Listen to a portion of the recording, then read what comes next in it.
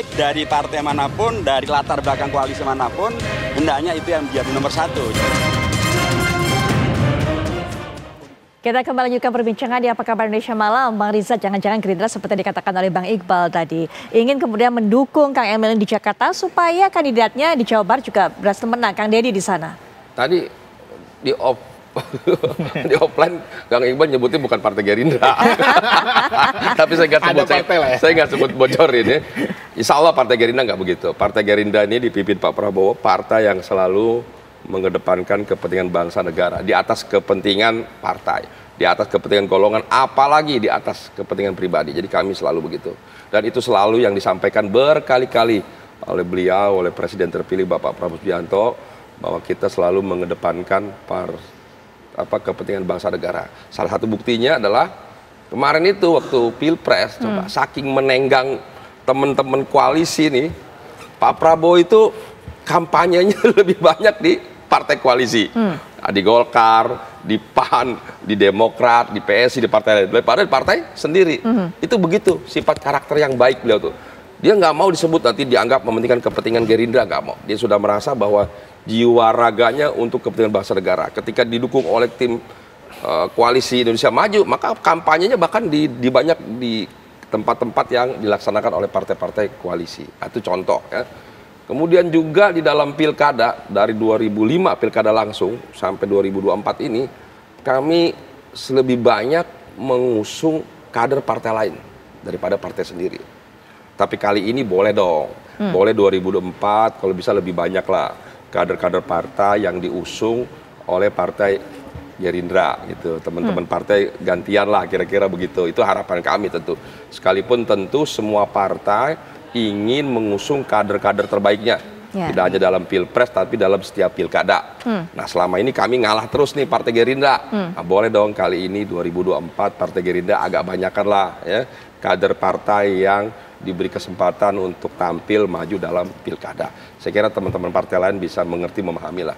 Tapi itu semua kan dalam hitungan-hitungan kalkulasi yang rasional ya, tidak asal mengusung kader tentunya.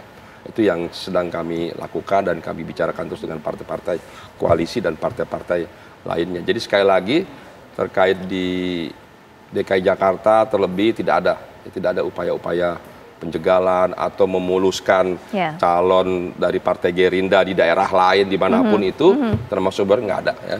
Saya kira tidak seperti itulah Partai Gerindra. Alhamdulillah sudah 17 tahun nih Partai Gerindra berdiri. Ini menjadi partai yang, ya saya kira partai yang fair, yang baik, yang punya komitmen dan konsisten ya, sampai akhir. Saya kira itu yang diinginkan. Terlebih sekarang Pak Prabowo sudah menjadi presiden terpilih, dilantik nanti 20 Oktober, ya tentu semakin makin baik, semakin terlihat, semakin diwujudkan kenegarawan beliau. Nah, kira-kira begitu. Baik, Mas Nyarwi, melihat Kang Emil menjadi tarik-tarikan di Jakarta dan juga Jawa Barat, bagaimana kemudian melihat, termasuk juga nanti andai kata head to head antara Pak Anies Baswedan, kemudian juga Kang Emil, seperti apa, siapa yang paling populer dan juga siapa yang memiliki elektabilitas lebih tinggi? Yang pertama jelas ya, Kang Emil saat ini menjadi kandidat favorit ya oleh banyak partai. Saya katakan banyak partai, untuk DKI maupun juga ada peluang yang juga Jawa Barat, itu satu. Nah, yang kedua artinya apa? Kang Emil ini dari sisi pasar politik luas gitu loh. Nah, tetapi juga harus dilihat ya, tentu saja antar partai sendiri itu pasti punya kepentingan-kepentingan yang tidak 100% akan ketemu kan gitu. Saya contohkan misalnya begini. Apakah Golkar misalnya ya dengan melepas Kang Emil di DKI misalnya, dan kemudian di DKI juga kondisi saat ini ya belum 100% bisa menang. Sementara di Jawa Barat misalnya nggak ada tokoh, apakah itu akan dilakukan? Kan belum tentu kan gitu. Nah, sama juga partai-partai yang lain juga ingin mendapatkan sosok figur. Misalnya contoh saja, Kang Emil diterima di DKI misalnya.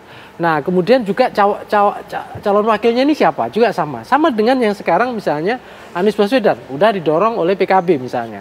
Nah, PKB menyebut nama calon wakil. Nah, PKS tentu saja juga saya kira tidak mau kehilangan tiket untuk menjadi wakil gubernur kan gitu. Demikian apalagi nanti kalau PDI Perjuangan misalnya juga ikut mendukung misalnya begitu. Jadi dinamika Putri itu saya kira juga terjadi di antara para tokoh partai ini ya untuk mendapatkan tiket misalnya bukan hanya siapa yang jadi cagupnya tetapi calon wakil gubernurnya. Itu satu. Nah, tentu ini kita belum bisa melihat. Sampai saat ini tadi dari para narasumber juga mengakui masih dinamis. Betul. Kita dugaan saya ya itu akan mulai meningkat ya kejelasannya sekitar akhir Juli awal Agustus. Saya kira akan mulai memanas karena Agustus nanti akan ada pendaftaran seperti itu. Nah, bagaimana kalau itu terjadi seandainya partai-partai mendukung sosok RK? Nah, dugaan saya partai-partai ini khususnya Koalisi Indonesia Maju ya, itu memang ada dorongan kuat ke sana. Kenapa? Karena untuk menantang Anies itu butuh figur yang kuat. Dan realistis sampai hari ini itu kan Ridwan Kamil yang memang bisa diandalkan kan gitu. Nah, tentu saja saya kira ini akan menjadi pertarungan yang sengit. Ya, kenapa? Karena Anies juga punya basis yang kuat satu sisi, tapi sisi lain gitu Ridwan Kamil juga punya potensi untuk elektabilitasnya tumbuh dan apalagi didukung oleh Koalisi Indonesia Maju yang kita tahu kemarin itu pemenang Pilpres kan gitu. Nah, di sini tentu saja lawan-lawan yang mendukung, artinya partai-partai yang mendukung Anies Baswedan juga bukan partai-partai yang lemah. Ini partai tangguh juga, partai ideologis. Betul. Kan ada PKS, siapa tahu nanti termasuk PDI Perjuangan misalnya kalau kita lihat ya PKB juga dan lain-lain. Nah, ini akan menjadi kompetisi. Tapi apapun itu, kompetisi ini kan kompetisi dalam konteks mendorong figurnya atau calonnya jadi pemenang ya. Ini bukan kompetisi dalam konteks pileg ya. Ini tentu saja akan berbeda. Nah, dugaan saya gitu ya. Masyarakat DKI juga masyarakat yang sangat rasional ya. Apapun kompetisi yang terjadi di situ antara Anies misalnya contoh ya dengan Ridwan Kamil, saya kira mereka juga akan menyikapi secara rasional dan dugaan saya isu polarisasi tidak akan muncul lagi ya sebagaimana pilkada 2017. Kenapa? Karena kita lihat Anies sama Ridwan Kamil ini ada banyak kesamaan irisan gitu loh.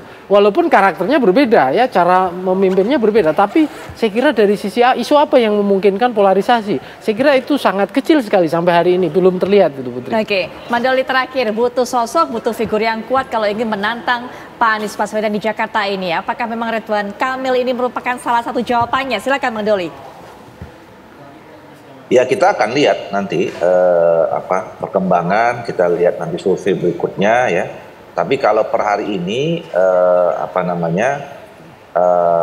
elektabilitas Ridwan Kamil itu sudah dilampaui oleh dua nama yang saya katakan tadi ya, Anies Baswedan dan Basuki Cahayapurnama gitu. Dan ini kan saya kira juga harus dipertimbangkan. Saya kira kan kita semua dalam kompetisi politik Golkar, Gerindra, PKS, apalagi Koalisi Indonesia Maju, ya tentu kan at the end dalam pertarungan atau kompetisi politik kan kita ingin menang, ya. Nah, kalau ingin menang kan kita harus mendorong orang yang paling punya peluang paling besar untuk memenangkan pertarungan itu.